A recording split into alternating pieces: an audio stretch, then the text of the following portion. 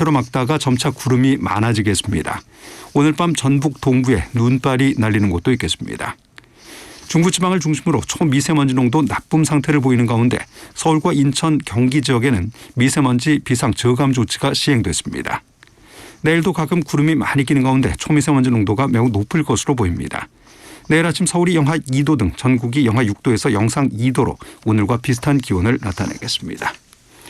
KBS 1라디오 4시 경제뉴스 마칩니다. 아나운서 최승돈이었습니다. KBS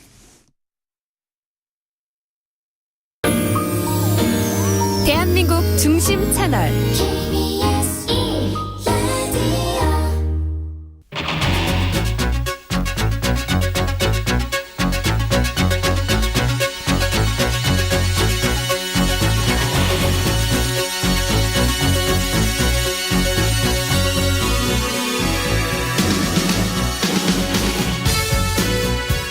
안녕하십니까. 성기영의 경제쇼 아나운서 성기영입니다.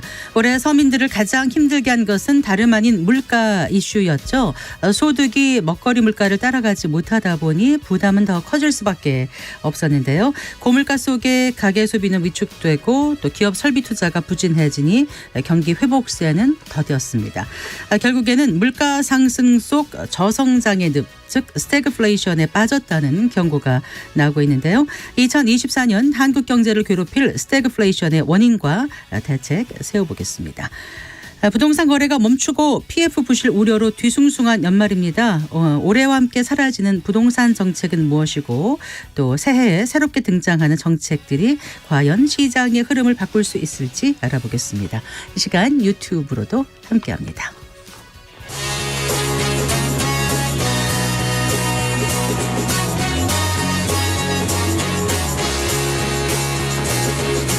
경제 시야를 넓혀드립니다. 투자의 지름길을 안내합니다. 돈 되는 정보를 발견하는 시간. KBS 1라디오 경제쇼.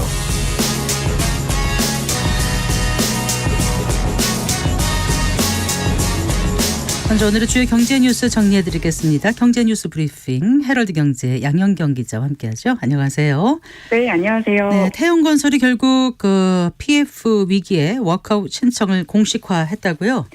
네, 워크아웃, 즉 기업 구조 개선 작업은 자력으로 채무를 상환하는 것이 불가능한 기업을 대상으로 하는데요. 태영건설의 주채권은행인 산업은행이 태영건설이 워크아웃을 신청했다고 공식적으로 밝힌 건 오늘 오전입니다.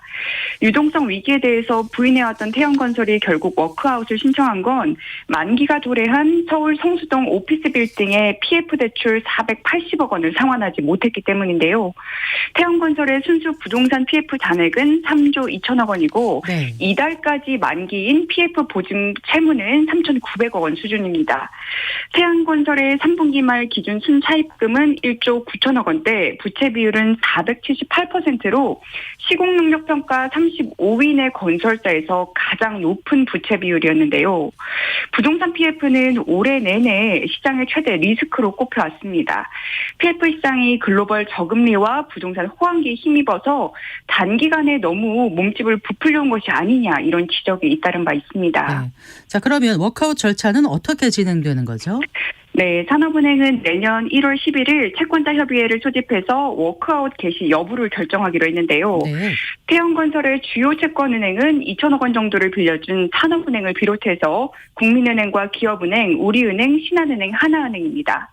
채권단이 75% 이상 동의를 하면 개시가 되는데요. 워크아웃 개시 여부를 결정하려면 태영건설이 채권단에 납득할 만한 정상화 방안을 내놔야 됩니다. 네. 대주주의 사재 출연 규모 등이 주요 쟁점이 될 것으로 보이는데요. 워크아웃에 들어가게 되면 채권단 관리 하에 대출 만기 조정이나 신규 자금 지원 등을 받게 됩니다. 네. 그 건설업계와 금융업계에서는 이제 이러다 연쇄 위기가 닥치는 건 아닌지 지금 우려가 커지고 있는 것 같더라고요. 네, 시공 능력 순위로 16위의 중견기업이 워크아웃을 신청하면서 업계에서는 부동산 PF에 따른 유동성 위기감이 확산하고 있는데요. 현재 같은 부동산 분양 시장의 침체가 내년에도 이어질 걸로 전망되면서 네. PF 우발 채무가 현실화할 수 있다 이런 우려가 커진 겁니다. 부동산 PF 규모는 올해 9월 말 말 기준으로 134조 원대에 이르는데요. 이렇게 규모 자체가 어마어마하다 보니까 건설업계의 PF 위기가 금융권의 부실로 이어지는 것이 아니냐 우려 섞인 전망도 나오고 있습니다.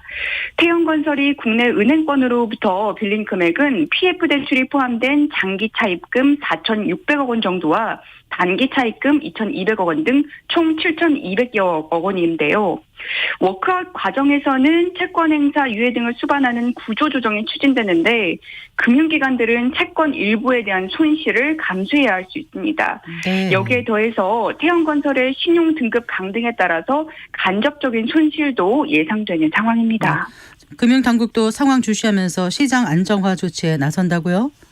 네, 금융당국은 오늘 관계기관과 태형건설 관련 대응 방안을 논의했는데요. 태형건설은 자체 사업 비중과 부채 비율이 높고 자기 자본 대비 PF 보증도 과도하다는 점을 지적하면서 건설사 특유의 문제로 인해서 어려움이 커진 만큼 건설업 전반의 문제로 보기는 곤란하다 이런 평가를 내렸습니다. 특히 대주주의 강도 높은 자구 노력을 전제로 채권단과 원만한 합의를 지원하겠다는 입장을 밝혔는데요. 분양 계약자와 협력업체 보호 조치에 더해서 시장 안정 조치도 즉각적으로 가동해서 시장의 과도한 불안을 차단하기로 했습니다. 이번 워크아웃 신청이 시장의 전반적인 위험 회피 강화와 기업 자금 조달 여건 악화로 이어질 가능성에 대해서도 대비하기로 했습니다. 네. 자, 내년 1분기까지 기업들의 채용문이 더 좁아질 것으로 보이죠?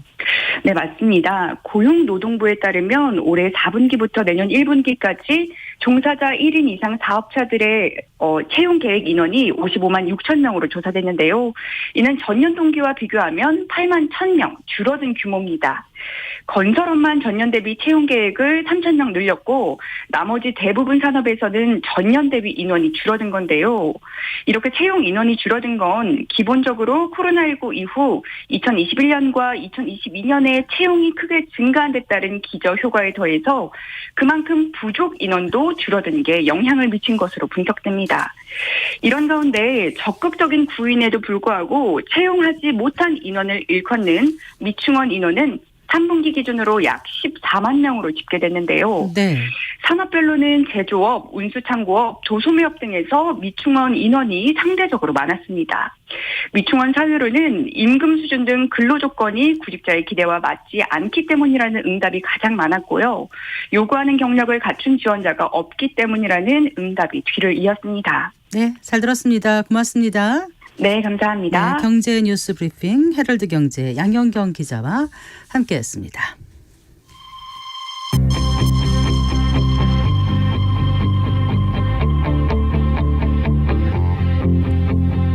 경제 전문가의 원포인트 레슨. 꼭 알아야 할 정보와 이슈를 알기 쉽게 풀어드립니다. 대한민국 경제 고수와 함께 투자의 맥을 짚는 KBS 1라디오 경제쇼. 진행의 성기영 아나운서입니다.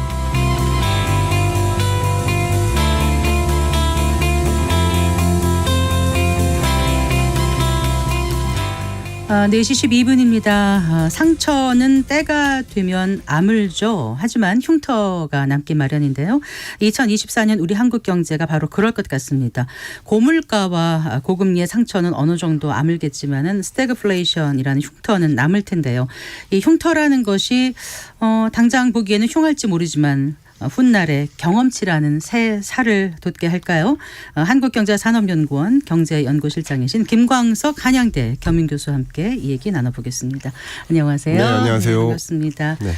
글쎄 고물가와 고금리의 상처는 어느 정도 났겠지만은 스태그플레이션의 흉터는 남는다. 내년 그 한국 경제를 두고 이렇게 얘기하시는 분들이 적지 않이 계실 것 같습니다. 네. 그래요. 상처가 나와도 이 흉터라는 것이 참 그래요. 보기도 싫고 네. 힘들었던 때 기억을 계속 되살리게 만들지 않습니까? 네. 지금 우리 경제 올 한 해 어떻게 진단을 하시겠어요? 먼저. 예. 제가 뭐 매년 그 경제 전망서를 발간하고 있어서 네.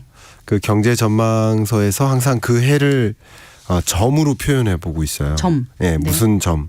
그럼 저는 2050년 전망까지 쓰기로 약속을 해서 네. 그럼 2050년까지 그 점을 이으면 선이 되잖아요. 네. 그런 의미에서 점으로 표현을 하고 있습니다. 근데 2024년을 상흔점이라고 표현을 했던 겁니다. 상흔. 흔점. 점. 예. 네. 그러니까 상처가 있었는데 네. 상처는 나을지 모르지만 흉터처럼 네. 상처의 흔적이 남는다라는 뜻이고요. 네. 그 상처의 흔적이 스태그플레이션의 형태로, 그러니까 고물가 고금리를 만났는데 이제 그 고물가 고금리의 역습을 받는 상처의 흔적, 스태그플레이션으로 남는다라는 뜻으로 설명을 했던 거고요. 2023년 한 해도 굉장히 어려웠는데 2024년에도 안타깝지만 좀 어려운 해가 될 것 같다. 그래서 단단히 준비하고 24년 경제가 어떻게 흘러갈지를 먼저 들여다보고 네. 좀 준비된 날을 만들어서 잘 이겨냈으면 좋겠다 하는 마음에 그렇게 의견을 드려봅니다. 일단 지금 우리 경제가 스태그플레이션 상태라고 진단을 하시는 거예요. 어떠세요? 교수님? 네, 저는 이제 더우시면 네, 많이 더우신 것 같아서 예, 지금 제가 늦게 뛰어오시느라고 사실 지금 땀을 많이 흘리시는데 네네. 제가 손수건이라도 있으면 드리고 괜찮습니다. 싶지만 그럴 수 없고 예. 네, 편안히 벗고 예, 방송하시는 라디오로 거. 들으시는 분들이 계시니까 네, 또 제가 혹시 그냥 유튜브로 보시는 분들은 예. 좀 양해해 주시기 바라고요. 제가 네. 1층에 좀 내려갔다가 네. 좀 시간 맞춰 오느라 또 뛰어왔습니다. 감사합니다. 네. 말씀을 드려보면 제가 2023년 경제 전망서를 쓸 때 네. 2023년 한국 경제는 이미 스태그플레이션에 온다라고 설명했고요. 네. 그리고 23년 현재 우리 한국 경제를 진단해 보면 이미 스태그플레이션에 부합하는 것으로 봅니다. 부합한다. 왜냐하면 스태그플레이션은 두 가지 조건에 부합하면 돼요. 하나가 고물가냐, 네. 두 번째가 경기 침체냐. 네. 그 두 가지가 다 만나면 스태그플레이션인데 한국 경제 같은 경우는 이미 23년 내내 고물가였고요. 목표 물가 2%를 상회했고요. 뭐 경기 침체가 아니라고 할 사람은 거의 없죠. 왜냐하면 1.4% 성장이니까 잠재 성장률 2%를 크게 밑도는 구간이니까 경기 침체 맞습니다. 그래서 23년에 이미 스태그플레이션에 진입했고 24년까지도 스태그플레이션의 늪에서 빠지긴 어렵다 이렇게 보고 있고요. 네. 근데 세계 경제 관점에서 세계 경제는 23년은 둔하고 4년을 침체라고 보고 있어요. 네. OECD 기준으로 말씀드리면 OECD가 얼마 전에 전망을 냈는데 23년 성장률을 2.9%, 네. 24년 성장률을 2.7%. 그러니까 올해보다 내년이 더 안 좋다 이렇게 보고 있습니다. 그러니까 내년은 경기 침체에 명확히 부합해요. 글로벌 경제가. 근데 주요국들의 물가를 보면 목표 물가 2%를 여전히 상회하기 때문에 네. 24년의 스태그플레이션에 글로벌 경제가 부합한다. 네. 한국 경제는 미리 이미 왔다. 스태그에 진입했다. 이렇게 구분하고 있습니다. 그러니까 이제 스태그네이션하고 인플레이션 합한 게 스태그플레이션이잖아요. 그렇습니다. 경기 침체 속에 물가가 오르는 거. 네. 근데 아주 옛날에는 그러진 않았지 않습니까? 그런데 이게 언제부터 이런 현상이 나타난 거예요? 우리나라는 네. 제가 판단하기에는 이 스태그플레이션을 처음 경험하는 것으로 생각하고 있습니다. 그 뭐 외환위기라든가 금융위기 때는 스태그플레이션의 기미가 전혀 없었던 거예요. 왜냐하면 네. 경기가 안 좋으면 네. 물가도 떨어지거든요. 네. 경기가 안 좋다. 네. 그럼 수요가 부진해지고 네. 기업들은 신규 투자를 안 하니까 네. 물건의 가격도 떨어집니다. 네. 그러니까 경기 침체와 고물가가 같이 만나는 게 쉽지가 않아요. 그러니까 보통은 경기가 침체한 물가가 떨어진다 이렇게 알고 있는데 예. 그 이제 글로벌 경제 차원에서 볼 때는 석유 파동이 있을 때는 좀 아니었다면서요? 네, 그렇습니다. 글로벌 경제 관점에서는 스태그플레이션에 부합하는 경제가 이미 왔었습니다만 네. 제가 보기에는 우리 경제를 진단했을 때 네. 스태그플레이션이라는 현상은 우리 자국 경제만 봤을 때는 처음 경험하는 것이다. 23년에 그렇게 저는 진단하고 있습니다. 그래요? 예. 자, 그러면 스태그플레이션을 흔히 뭐 인플레이션이나 뭐 디플레이션보다 무섭다고들 하던데 네. 어떤 점에서 그렇게 얘기를 하는 건가요? 네, 저 아주 체감가게 좋게 말씀드릴 때 이렇게 설명드립니다. 네. 제가 예를 들어서 아나운서님께 질문 한번 드려볼게요. 네. 물가가 치솟습니다. 네. 그러나 소득도 엄청나게 늘고 있어요. 괜찮죠? 괜찮아요. 뭐 살만해요. 예, 네. 살만해요. 그게 네. 인플레이션입니다. 예. 반대로 소득이 쪼그라들어서 별로예요. 근데 물가는 안 올라요. 그러나 물가도 같이 떨어집니다. 그것도 뭐 그 별 차이가 견딜만 없어요. 하죠. 네. 예, 그죠? 구매력에서는 똑같아요. 네. 그게 디플레이션인 거죠. 네. 근데 이 물가는 치솟는데 소득만 쪼그라진다. 아이고, 그거야 뭐 그건 견디기 힘들죠. 힘들죠. 네. 그게 스태그플레이션입니다. 네. 그러니까 스태그플레이션은 인플레이션, 디플레이션보다도 둘 다 안 좋은 거지만 보다도 더 심각하게 안 좋은 거다. 이렇게 판단할 수 있겠죠. 예, 쉽게 설명해 주셔서 네, 확 쉽게 와닿았습니다. 그런데 스태그플레이션이 특히나 서민의 삶의 질을 떨어뜨린다? 이건 네. 또 어떻게 설명해 주시겠어요? 왜냐하면 이 고물가가 또 고금리랑 동반합니다. 네. 그러다 보니까 이 고물가 때문에 힘들어하는 계층은 사실 고소득층이 아니죠. 저소득층이 힘들죠. 왜냐하면 소득의 절대적인 비중을 뭐 식료품이나 각종 필수재적 지출을 주로 하고 있기 때문에. 아, 네. 근데 이게 주로 식료품만 가지고 판단할 때는 그걸 엔겔 지수라고 하죠. 또 주거비도 필수재적 지출이니까 전체 소비 지출액에서 주거비가 차지하는 비중을 슈바베 계수라고 보는데 네네. 어쨌든 이 엔겔 지수나 슈바베 지수가 당연히 저소득층일수록 높습니다. 그럴 수 그러니까 있겠죠. 물가가 치솟으면 네. 부담되는 건 저소득층이고 네. 그리고 고소득층은 뭐 올랐어? 생각도 그래. 안 나는 거죠. 네. 예. 뭐 그래도 나는 예. 큰 영향은 없어. 근데 이 또 정도? 재밌게도 예. 실제 그 고물가에 취약한 가구를 계산을 해봤는데요. 얼마 전에 21년 3분기와 23년 3분기 2년 동안에 2년 전과 지금. 그렇죠. 네. 왜냐하면 21년은 그래도 뭐 인플레이션이라고 하진 않았었거든요. 네. 그러니까 인플레이션이 있기 전 단계와 2년 동안의 인플레이션이 지나온 후에 이 소득 수준을 계산해 봤더니 네. 1분위 저소득층, 네. 저소득층은 소득이 줄었고요. 2분위와 3분위 또 중저소득층은 물가 상승세보다 소득 증가세가 약했고요. 네. 근데 재밌게도 4분위, 5분위 고소득층은 물가 상승률보다도 높게 소득이 증가했습니다. 네. 6, 7% 증가했습니다. 아. 이 얘기는 곧 고물가에 상대적으로 더 취약한 계층이 저소득층이겠구나라고 볼 수 있고요. 또 뭐 이게 재밌는 현상은 아니면 안타까운 현상인데 취약 차주라고 하잖아요. 네. 그러니까 지금 돈 가계부채, 빌리는데. 가계부채 가지고 말이 많은데 가계부채 전체의 문제라기보다는 갚기 굉장히 힘들어하는 가구. 네. 이제 취약차주라고 합니다. 취약차주 정의를 잠깐 말씀드리면 세 가지 이상의 빚이 있어야 됩니다. 네. 다중채무자. 다중채무자이면서 저소득층이면 취약차주예요. 네. 또 한 가지 다중채무자이면서 또 신용등급이 낮으면 취약차주입니다. 네. 이 두 가지 범주에 들어가면 취약차주에 해당되는데 당연히 지금 정의상 취약차주의 정의에는 저소득 저신용등급이에요. 그러다 보니까 상대적으로 더 많은 빚을 더 높은 금리에 의존하는 거죠.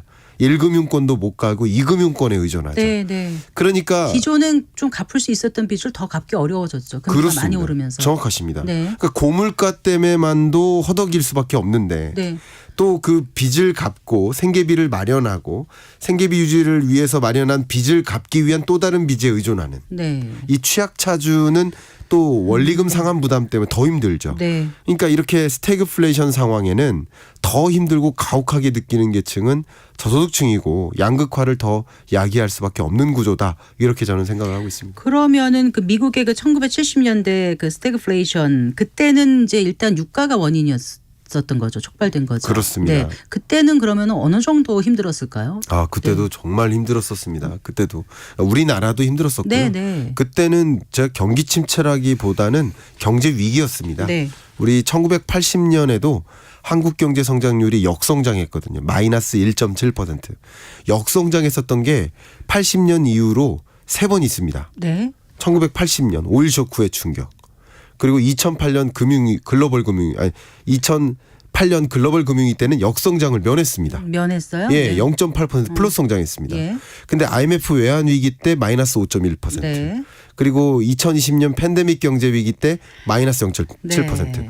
그러니까 역성장을 경험한 게 이 3번인데 그 중에 하나가 오일 쇼크에 따른 충격이었으니까 네. 정말 일자리도 많이 사라지고 정말 소득도 굉장히 불안해지고 고물가에 허덕이는 경제 위기 상황이었죠. 근데 그때하고 비교하기에는 지금 그 정도 상황은 아니잖아요. 그 정도 상황은 아니라고 생각합니다. 네. 물론 우리가 체감하기에는 지금이 가장 힘들지만 뭐 숫자적으로나 지표적으로 다 봐도 80년 그리고 IMF 외환위기 1997년 네. 그때랑 비교하면 더 힘들지는 않은 상황이라고 생각합니다. 근데 스태그플레이션도 이제 본격적인 스태그플레이션이다. 지금 초입이다. 아니면 이제 네. 끝나갈 걸 기대하는 마지막 정점을 찍고 내려오는 단계다. 어느 정도로 지금 판단하세요? 저는 지금은 딱 중반이다라고 생각합니다. 그래요? 그러니까 23년 초반부터 스태그플레이션에 진입했다고 보고 있고요. 우리 한국 경제는 세계 경제랑 좀 나눠서 말씀드리겠습니다. 한국 경제는 23년 초반부터 스태그에 진입했고 네. 지금 현재 중반 정도 되고 24년까지는 스태그플레이션의 늪에 빠져 있다라고 생각을 하고요. 네. 글로벌 경제는 24년 혹은 23년 지금 이 순간 스태그플레이션에 천천히 진입하는 단계다라고 생각을 하고 있습니다. 우리가 먼저 진입했다고 생각합니다. 보통 그럼 스태그플레이션이 한번 오면 네. 이제 사이클이 어느 정도 지나야 이게 끝나든가요?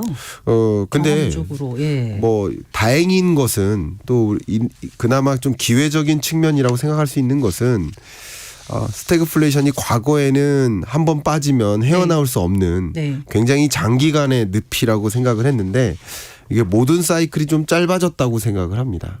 왜냐하면 20년, 21년 팬데믹 때 경제 위기 왔고 완화의 시대, 제로금리 시대 왔죠. 그리고 22년, 23년 고물가가 등장하고 금리를 급격히 인상하는 긴축의 시대가 왔죠. 네. 사이클이 짧아졌습니다. 그럼 그리고 24년에 다시 금리를 인하하는 시대가 옵니다. 이런 식으로 사이클이 좀 짧아졌고 네. 금리를 인하한다는 얘기는 물가가 그래도 목표하는 수준에 부합한다는 판단이거든요.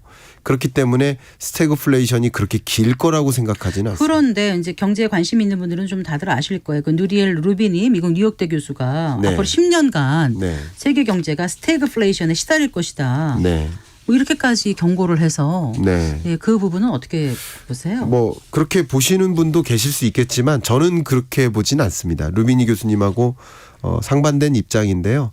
어쨌든 지금 물가 상승률을 기준으로 봤을 때 미국도 그렇고 우리나라도 그렇고 물론 목표하는 수준까지는 아직 안 왔어요. 네. 근데 24년 연내 목표하는 수준에 부합하게 올 것으로 보고는 있습니다. 당장 상반기 내에 올 거라고 생각하지는 않고요. 24년 하반기 즈음에는 목표 물가 2%에 부합할 것으로 생각합니다. 그러면 이제 인플레이션이라는 그 정의에는 부합하지 않아요. 그러네요. 우리의 체감에는 여전히 고물가라고 할 수 그 있겠지만 목표가 우리나라 목표예요, 지금. 우리나라도 2%고요. 미국도 그렇고. 2%입니다.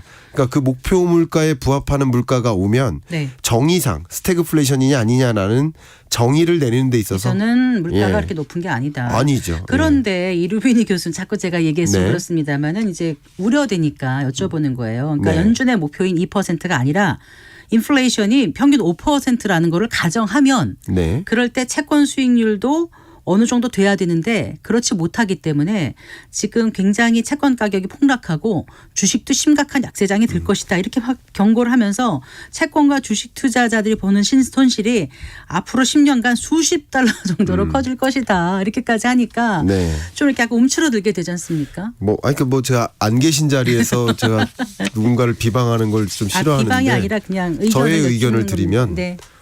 좀 과한 표현인 것 같고요. 오히려 시장이라는 측면, 그러니까 네. 마켓, 우리가 생각하는 마켓은 주로 주식시장, 채권시장 이런 증권시장 같은 경우는 기회적인 측면이 더 많이 있다라고 보고 있습니다. 그럴 수도 네. 있겠네요. 네, 네. 네.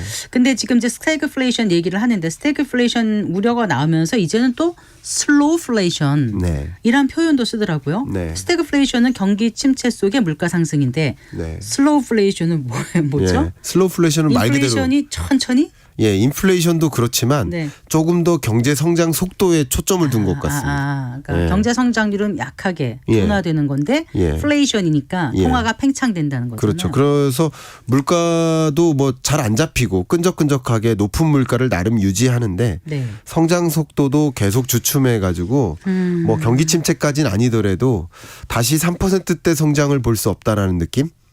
그렇게 저성장이 고착화될 거다라는 느낌, 그런 뉘앙스로 슬로우플레이션이라는 표현을 쓰는 것으로 그럼 판단합니다. 슬로우플레이션 시나리오의 그 가능성이 네. 높다고 보세요? 높습니다. 그러니까 우리 그걸 이제 일본에서 예. 그 M1이라는 네. 일본 경제지에서 그 화두가 됐었죠. 한국은 끝났다라는 기사를 냈고 그걸 이제 언제 피크 나온 코리아. 거죠, 그게? 좀 됐습니다. 아, 예. 피크 코리아라는 그 표현을 썼죠. 그게 물론 비아냥거리는 그 소리는 우리가 그냥 과감하게 무시해도 좋지만 네. 거기서 전달하고자 하는 그 주요 객관적인 데이터나 논거 근거들은 같은 거는 좀 저는 조금 오히려 긴장감을 갖고 예의주시해서 네. 오히려 차후에 당신네가 지적한 게 거짓이었지라는 것을 본때를 보여줬으면 하는 마음인데요, 개인적으로. 근데 그만큼 심각하게 받아들여야 된다 생각하고요. 거기에 근거는 뭐였는데요? 그러니까 잠재 성장률 자체가 둔화되는 거죠. 네, 네. 그러니까 지금 23년까지 잠재 성장률을 그래도 2%로 보고 있는데 네. 24년부터는 잠재 성장률이 또 1.8%로 내려앉을 것으로 봅니다. 네. 그러니까 잠재 성장률이 내려온다는 얘기는 구조적으로 네. 한국 경제가 다시 뭐 2.5나 3%로 성장하는 게 그게 이상한 일이다라는 표현인 거예요. 그러니까 평상적으로 다른 특별한 일이 없는 한 네. 우리 한국 경제는 그냥 1.8% 성장할 거야. 1% 성장하는 게 정상적인 한국 경제야라고 평가하는 게 잠재 성장률의 개념이거든요. 어쨌든 노멀, 뉴노멀이라고 그러죠. 뭔가 좀 네. 바뀌는 것 같아요. 네, 이제 고성장, 중성장은 끝나고 예. 저성장이 이제 고착화되는 느낌이라고 저는 생각합니다. 네. 근데 이제 보통 인플레이션 하면은 이제 금리를 올려서 그러니까 인플레이션이 통화가 팽창이 되는데 화폐 가치가 하락되고 물가 상승이 되는 거니까 이제 금리를 올려서 잡을 수 있는 거고 디플레이션은 거꾸로 금리를 내린다고들 하지 않습니까? 그렇습니다. 자, 그럼 스태그플레이션일 때는 통화 정책을 어떻게 써야 돼요? 이러지도 저러지도 못하는 거. 어떻게 해요, 그러면요? 그러니까 네. 재미있게도 미국이나 주요국들이 금리를 막 인상할 때 23년 연내 우리 한국은행은 23년 1월에 마지막으로 금리 인상하고 네. 계속 동결만 했지 않습니까? 네, 네. 그러니까 그거를 긍정적으로만 해석을 하자면 긍정적으로 좀 실기한 부분도 있다고 생각합니다만 긍정적으로만 해석을 한다면 스태그플레이션 상황에 이미 놓였기 때문에 네. 그렇기 때문에 금리를 인상할 수도 인하할 수도 없었던 상황이라고 저는 생각합니다. 그만큼 사면초가에 봉착한 상황이라고 이러지도 생각합니다. 저러지도 못할 이럴 수도 저럴 수도 수밖에 없어요. 없는 거예요. 금리를 또 인상하자니 경기가 무너질 것 같고 네. 또 금리를 인하하자니 물가가 부담이 되고 가계부채 문제 같은 그렇죠. 것도. 두 가지 문제가 동시에 상존하니까 아. 이럴 수도 저럴 수도 없는 입장이라고 저는 생각합니다. 그러면 우리나라는 이제 역사적으로 3번 정도의 스태그플레이션이 있었다라고 말씀하셨고 미국은 이제 큰 거는 이제 1970년대 80년대 오일 쇼크의 그 위기가 있었지 않습니까? 네. 그럼 그 당시엔 어떻게 미국은 극복을 했어요? 스태그플레이션을? 미국 같은 경우는 어쨌든 물가부터 잡자 하고 움직였습니다. 물가부터 잡자. 왜냐하면 통화 정책의 방식은 네. 일단 물가부터 잡자 해서 금리를 급격히 끌어올립니다. 네. 그래서 물가 상승률을 2%에 가깝게 안착시킵니다. 물론 네. 그때의 목표 물가는 2%가 아니라 4% 정도 됐을 겁니다. 아, 그 당시에? 예, 목표 물가는 그 시기나 국가마다 다른 겁니다. 그 금리는 그 당시 얼마나 올렸는데 금리는 급격하게 한때 올렸어요? 20% 가까이까지 아, 올렸었습니다. 그랬군요. 예. 물가 상승률도 18%까지 올랐으니까요. 굉장히 높게 물가가 올랐었고 그 물가를 잡기 위해서 볼코 시대라고 하죠. 네, 그렇게 할 수밖에 없었군요. 예, 금리를 인상했고 네. 그다음에 물가를 안정시키는 과정에서 네. 경기가 악화되겠죠. 네. 그다음에 물가가 안정된 상태에서 이제 경기 부양적으로 움직이는 어떻게 해요? 또 금리를 이제 인하하는 거죠. 물가가 잡힌 상태에서는. 네. 그래서 경기를 이제 슬며시 부양시키는 경기 부양적으로 움직이는 그게 통화 정책의 일반적인 수순이거든요. 네, 네. 그러니까 미국 FOMC 회의에서 제롬 파월이 의사결정 내렸던 것도 네. 22년, 23년 동안 0.5에서 5.5%로 금리를 강하게 인상했다가 네. 그리고 24년부터는 금리를 인하한다는 것이 네. 바로 그런 스탠스입니다. 네. 일단 물가부터 잡고 그다음 잡혔으면 경기 부양시키자. 지금 미국 소비자 물가가 어느 정도 수준인 미국 거죠? 물가는 근원 물가 기준으로는 그래도 3%가 넘지만 3.0%지만 네. 2.7%까지 떨어졌습니다. 예. 여전히 높은 물가인 건 맞아요. 그래서 2% 초반. 네. 그러니까 원하기로는 2.0인데 2.12%, 좀 높게는 2.4%. 네. 요 정도가 와야 금리를 인하해도 되겠다라는 확신, 컨빅션을 갖게 된다 이렇게 네. 보고 있습니다. 그 미국에서 그 70년대 그 스태그플레이션을 극복하기 위해서 무슨 다양한 분야에서 규제를 풀었다고 하는데 그게 지금의 우리 경제에도 유효할까요? 어떻게 네. 보세요? 정말 경기는 경기대로 진작을 시켜야 되고 네. 그러면서 물가가 더 이상 오르지 않도록 해야 되니까 네. 굉장히 강한 핀셋 정책이 필요합니다. 그러니까 통화 정책은 핀셋 정책이 아니죠. 금리가 올라가면 그 금리를 피해 나갈 자는 다 같이 없죠. 영향을 다 같이 받으니까요. 영향. 저는 득실은 다르지만. 맞습니다. 네. 저는 비와 같다고 설명을 해요. 물이 필요한 화분도 있고 물이 필요하지 않은 화분도 있는데 어디든 줘야만 하는 거. 비를 줄 때는. 조리개처럼. 네. 물조리기처럼. 네. 그러니까 물조리개가 핀셋 정책인 네. 거죠. 비는 통화 전체, 정책이고요. 예. 그래서 핀셋 정책의 핵심은 특히 이런 고물가 고금리가 장기화되는 국면, 이 속에서 소득 자체가 떨어지는 이런 네. 저소득층, 네. 또 경기가 또 안 좋아지면서 이 부채 문제에서 벗어나기 어려운 자영업자, 네, 네. 이런 소위 취약계층이라고 할 수 있는 그런 대상들을 정확하게 대응해 줄 수 있는, 보완해 줄 수 있는 네. 그런 핀셋 정책이 마중물 역할을 해야 된다, 이렇게 생각합니다. 그 2024년 세계 경제가 뉴 레짐의 시대에 놓일 네. 거라고 이렇게 전망하셨잖아요. 네. 뉴 레짐이면 어떤 새로운 체제 뭐 이런 건가요? 저는 이제 비유를 해본 건데요. 네. 예, 맞습니다. 그러니까 고물가, 고금리, 저성장. 고물가, 고금리, 저성장. 예, 이게 새로운 체제로 이제 굳어져 버릴 것 굳어져 같아요. 버린다. 네. 물론 금리 인하 있겠죠. 그 물가도 안정화되겠죠. 하지만 옛날처럼의 금리는 그렇죠. 아니다 이거죠. 여전히 높은 금리고 네. 여전히 높은 물가일 것이다. 네. 성장세도 여전히 저성장일 것이다. 이게 마치 고물가 고금리 저성장이 새로운 체제로 아예 굳어져 버릴 수 있다. 이것을 좀 우려한 거라고 볼 수 있겠습니다. 그리고 연준이 또 시장 예상만큼 지금 네. 약간 내비친 것만큼 빠르게 금리 인하에 나서지 않을 수도 있지 않습니까? 않죠. 그럴 경우는 어떻게 될까? 예, 제가 보기에는 지금 현재 시장이 조금 과도하게 반응하고 있어요. 예, 과도하게 반응했다라고 생각합니다. 근데 과도하게 반응한 거는 23년 연내에도 계속 그랬습니다. 네. 그 과도한 반응은 뭐였냐면 23년 연내에는 금리 인상 끝났다라는 생각을 연초부터 가졌어요. 근데 안 끝났네? 물가 아직도 더 올라가네? 금리 인상 또 3월쯤 되면 끝났다 했는데 또 3월 후반 4월 보니까 금리 인상 또 남았네. 아니네. 네. 이게 기대했다가 실망했다가 반복됐던 장이거든요. 네. 근데 23년 끝자락 24년에도 계속 그런 모습은 있을 거예요. 무슨 말이냐? 금리 인하 곧 있을 거야라고 기대했다가 아니네. 금리 인하 당장 있지 않네. 이게 기대와 실망이 반복되는 장. 네. 주식시장에도 기대감에 주가가 올랐다가 또 실망감에 주가가 조정받는 네. 그런 국면이 계속 교차되면서 물론 우상향은 하겠지만 네. 교차되는 구간이 있을 것이다 생각합니다. 자, 이렇게 스태그플레이션 시대 말씀하신 뉴 리즘의 시대에 2024년을 맞는 게 되는데 자, 투자의 관점에서 볼 때 특히 개인들은 어떻게 자산 배분을 하면 좋을지 끝으로 네, 이 스태그플레이션 상황에서는 경기는 굉장히 안 좋을 겁니다. 고물가가 누를 거고요. 그죠? 근데 재밌는 현상은 자산 시장은 그나마 긍정적이라는 거죠. 예. 우리 지금의 주식 시장을 보시듯이 경기는 엉망이잖아요. 악화되고 있잖아요. 근데 주식 시장은 나름 좋죠. 그런 현상이 바로 금리 인하에 대한 기대감 때문에 네. 형성되는 거거든요. 그러니까 돈의 이동이 생기는 거예요. 다시 은행에 쌓였던 돈이 자본시장으로 흘러가는 거죠. 그러면서 그만큼 주가가 강한 상승은 어렵습니다. 네. 경기 침체 구간이기 때문에. 그러나 자산 시장은 2022년이나 23년보다는 낫다 이렇게 가정하시고 여러분이 이 시장과 실물 경제 현상, 그러니까 실물 경제적 현상과 자본 시장에서의 현상이 달리 움직일 수 있겠구나. 그게 어떤 연결고리를 갖는가 이걸 좀 지켜보시면서 뭐 다양한 의사결정을 내리신다면 어려운 구간 맞지만 좀 조금이라도 이익을 있는 쪽으로 쫓아가기 마련이니까 그걸 잘 보라는 게 중요하다는 그렇습니다. 말씀이시고 예. 그 자산 배분은 비율은 어느 정도 가져가는 게 좋을까요? 저는 22년 전망할 때는 네. 주식 갖고 계시지 마세요 이렇게 말씀드렸고요. 네. 23년에는 좀 보수적으로 가지세요 했는데 네. 24년에는 조금 적극적으로 주식 보유 비중을 늘리셔도 좋겠다 하는 생각이고요.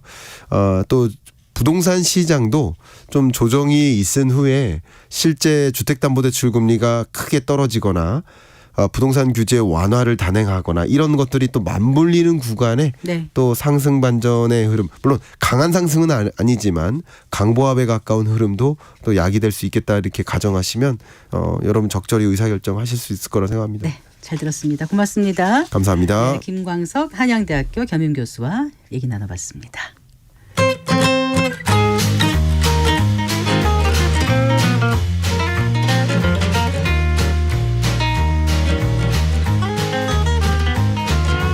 경제 맛집 투자 핫플. 지금은 돈 벌기 딱 좋은 시간. KBS 1라디오 경제쇼. ba ba da ba ba 네, 4시 39분. 입니다. 네. 새술은 새부대에 버리는 것이 있으면 또 얻는 것도 있겠죠. 2023년과 함께 사라지는 부동산 정책, 또 새해 새롭게 등장하는 정책 알아보겠습니다. 김인만 부동산 경제연구소장과 함께합니다. 어서 나오십시오. 안녕하세요. 안녕하세요. 일단 12월 마지막 주 집값 동향부터 좀 살펴볼까요? 집값 동향은 요즘 비슷한 흐름, 조금씩 내려오는 흐름을 보이고 있는데요. 오늘 집값 동향보다도 일단 PF 문제가 심각하기 때문에 PF 이야기 좀 안 할 수가 없을 것 같습니다. 태형건설이 이제 워크아웃 신청을 했는데요. 네. 여러 이야기가 이제 앞서서 많이 나왔겠지만 일단 2024년 부동산 시장의 부동산 정책의 가장 큰 화두는 일단 PF를 어떻게 잘 마무리를 하고 수술대에 잘 올리느냐가 가장 중요한 이슈가 될 것 같습니다. 네. 저 개인적으로는 일단 2023년 지나고 2024년에 이제 이렇게 좀 진행이 되지 않을까 싶었는데 생각보다는 워크아웃을 조금 빨리 신청했다라는 생각이 들고요. 기본적으로 이제 많은 건설사들이 지금 어렵습니다. 태형건설뿐만 아니라 많은 건설사들이 어려운데 이게 해결이 되려면 두 가지가 전제 조건이 돼야 되거든요. 일단 금리가 좀 내려가야 됩니다. PF 지금 금리가 10% 정도 되기 때문에 금리가 내려가야 되는데 실질적으로 언제 얼마나 떨어질지 모르는 상황이니까 일단 2024년은 금리 측면에서는 좀 어려움이 예상이 되고요. 두 번째는 분양시장.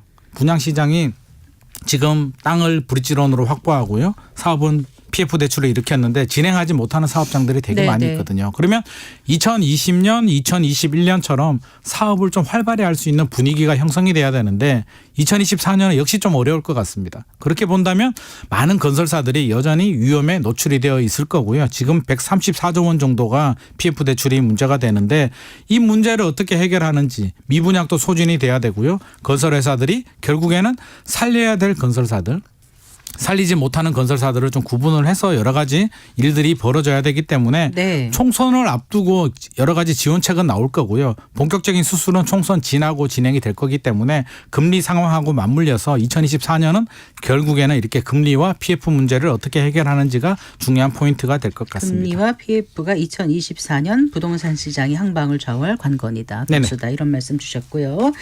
이제 2024년 곧 곧입니다. 다음 네네. 주예요. 네네.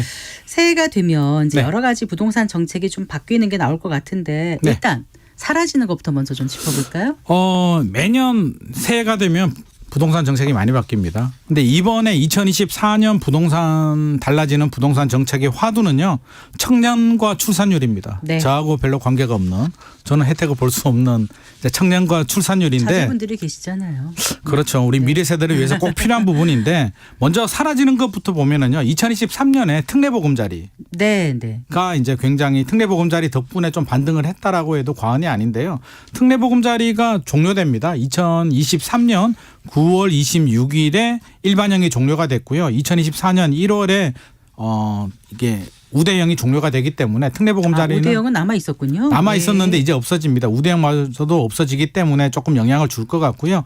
중소기업 청년 전세자금 대출도 종료가 되고요. 집주인들이 전세금 반환하지 못하니까 2024년 7월까지 한시적으로 전세금 반환 대출을 해줬는데요. 이것도 아마 한시적이기 때문에 2024년 7월이 지나면 아마 종료가 될 것 같습니다. 그래서 이런 부분 종료가 되고요. 양도세 중과세도 한시적 배제가 되는데 2024년 5월 9일까지이기 때문에 이게 연장이 될지 안 될지는 좀 지켜봐야 될 부분이고요. 네. 현재 상황을 본다면 5월 9일까지만 규제 지역에서도 양도세 중과세가 한시적 배제된다는 점 알고 있어야 될 것 이게 같습니다. 작년에 예고가 돼서 올해 9월 그러니까 2년 더 된 건가요? 그러니까? 2년이죠. 2022년 부터 시작이 된 5월 거죠. 9일부터 시작이 됐으니까요. 네, 그러니까 한 번 더 유예를 해줬는데 해줬는데 또 네네. 내년에 할지는 가봐야 한다. 아직까지 유예를 해준다라는 말은 안 나왔기 때문에 네. 뭐 유예를 제 생각에는 해줄 가능성도 있을 것 같은데요. 해줘야 해주는 거니까 일단 현재 상황에서는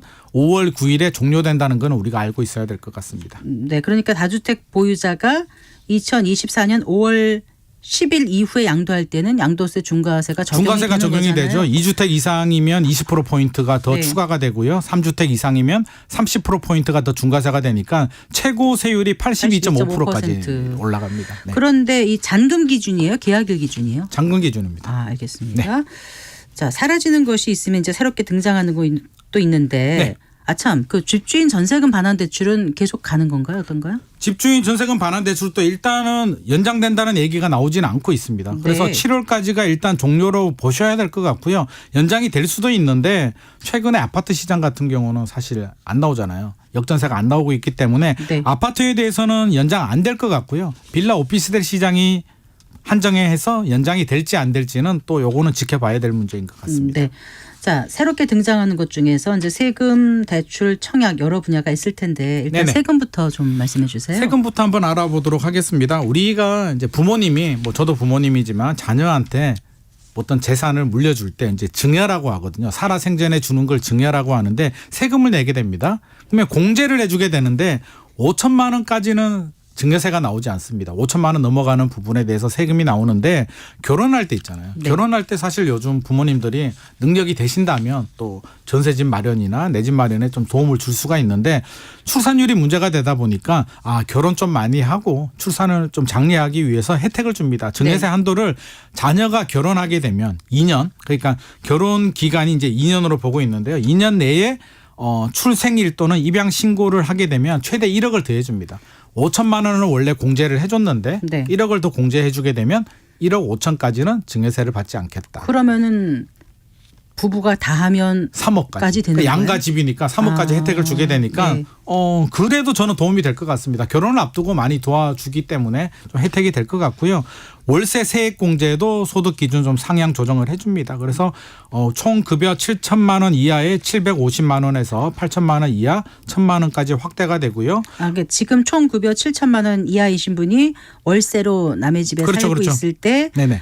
연 750만 원의 세액 맞습니다. 공제를 해준 거를 이제는 1천만 원까지 1,000만 원까지 해준다. 확대해 준다는 거고요. 네. 고가 주택들 보증금, 그러니까 전세 금액이 높은 경우에 12억 초과되는 고가 주택에 대해서도 보증금에 대해서도 이제 과세를 하게 되는데요. 이 부분도 이제 세 채에서 두 채로 좀 조정이 되고요. 뭐 건축물 용도 변경 부분도 이제 조정이 되는데 이거는 우리하고 직접적인 뭐 건물이 있는 분들이 해당 사항이기 때문에 시간 관계상 이거는 상세하게 설명드릴 필요는 없을 것 같습니다. 네. 그리고 지금 이제 그 세금 부분을 짚어주셨고요. 그럼 네네. 대출 부분은 어떻게 좀 새롭게 바뀌는 게 있습니까? 사실 우리 세금보다 대출이 더 관심이 많죠. 뭐 네. 세금이야 뭐 어떤 양도세 팔 때 아니면 증여 부모님이 능력되는 부모님이 줄 때인데 주셔야 받을 수 대출은 있으니까. 내 집 네. 마련하거나 내가 전세집을 구할 때도 많은 도움이 되기 때문에 대출에 네. 관심이 많은데요. 일단 내년에 눈에 확 들어오는 게 신생아 자녀를 출산하게 되면 대출을 해주게 됩니다. 내 집 마련할 때도 대출을 혜택을 주게 되고요. 전세를 구할 때도 대출을 주게 되는데 일단 신생아 특례 대출 요건을 보게 되면 네네. 소득이 1억 3천만 원 합산해서 이하. 부부. 그렇죠. 부부 합산 1억 3천 이하여야 되고요. 주택 가격이 9억 원 이하면 최대 5억 원까지 금리가 1.6에서 3.3%까지 네. 좀 저리 대출을 해주겠다는 거고요. 전세자금 대출 같은 경우도 1억 3천만 원 이하는 동일하고요. 보증금 수도권은 5억, 지방은 4억 이하면 대출 한도는 3억 원까지 해줍니다. 역시 금리는 1.1에서 3%까지 저리 대출을 해주기 때문에 네.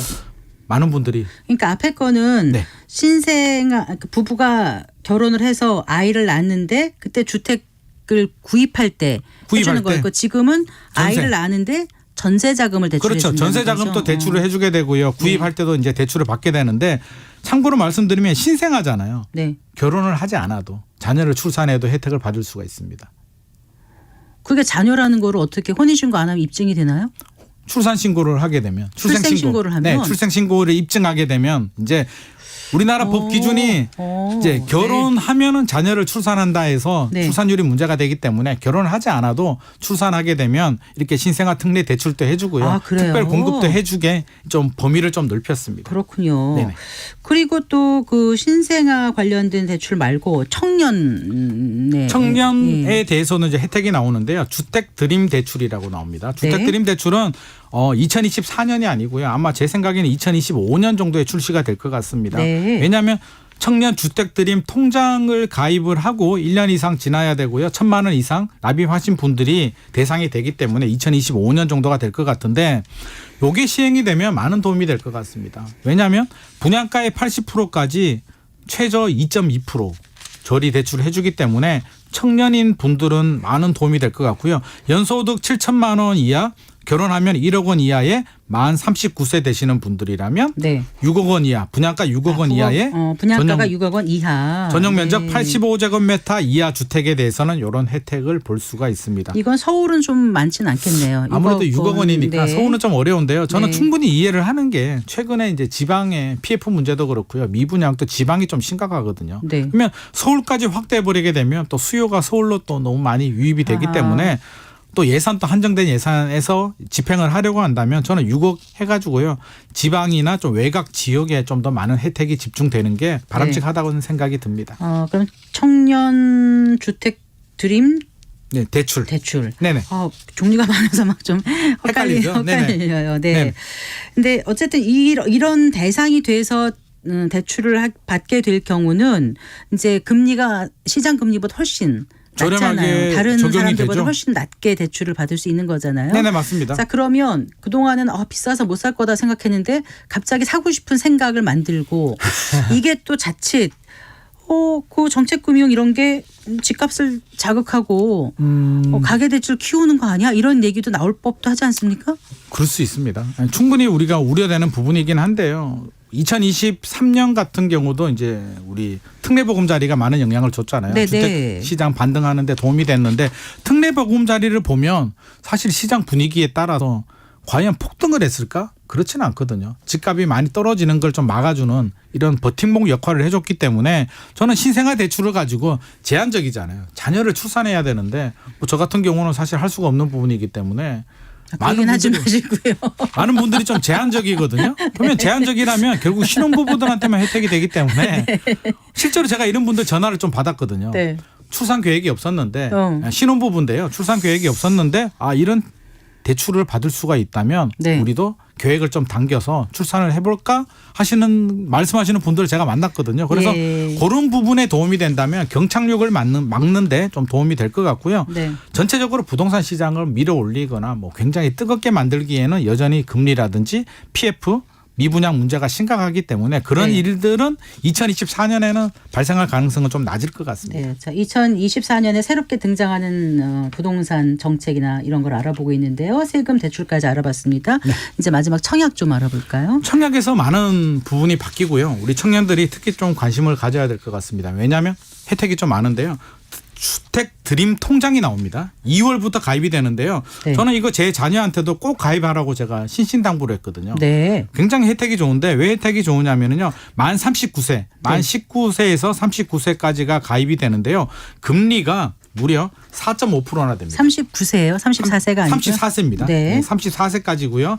금리가 4.5% 정도 되니까 4.5% 정도면 최근 오늘 또 제가 은행 들러가지고 한번 체크를 하고 왔는데 4%대 이상 찾기가 어렵거든요. 이건 대출이 아니라 예금 이자 이거잖아요. 예금 이자가 4.5% 주고요. 네. 좋은 게 청약 통장 기능도 있으면서 4.5% 네. 금리 예금 금리까지 접근 금리까지 주기 때문에 굉장히 좋고 소득이 5천만 원 이하고요. 무주택자 그러니까 부모님이 집이 있어도 당사자가 무주택자면 가입이 가능합니다. 그래서 우대형보다 오히려 더 기회가 좋은데 청약 통장은 두 종류가 있거든요. 우대형 통장이 있고 일반 종합 통장이 있는데 우대형 통장을 가지고 있는 분들은 자동 전환이 되니까 걱정 안 하셔도 되고요. 드림 청약 통장으로 자동 전환 자동 전환이 되고요. 그냥 일반 종합 통장을 가지고 계시는 분들은 요건이 되면 신청을 해야 됩니다. 신청하면 네. 전환이 되니까 그렇게 하시는 게 좋을 것 같고요. 신생아 특별 공급도 제공이 됩니다. 2년 이내 임신 출산 사실 증명서를 제출하면 혼인 관계 없이 신생아 특별 공급 자격 요건도 되고요. 네. 미성년자들 아기가 갓 태어났을 때 청약 통장을 만들어줘도요. 만 19세까지 2년만 인정해줬거든요. 네. 2년에 240만 원만 인정해줬는데 2024년부터는 5년에 600만 원까지 인정을 해주니까 가입 안 하신 분들은 자녀분들이 만 14세 정도가 된다면 청약 통장 얼른 만들어주시는 것이 좋을 것 몇 세부터 할 수 같습니다. 있다고요? 청약 통장을? 기존에는 2년만 인정이 됐거든요. 아니, 그러니까 몇 세부터 가입할 수 있냐고요? 가입은 태어날 때부터 할 수가 있습니다. 그래요? 그런데 인정이 2년밖에 안 되기 때문에 네네. 네, 그게 5년으로 늘어났으니까 이왕이면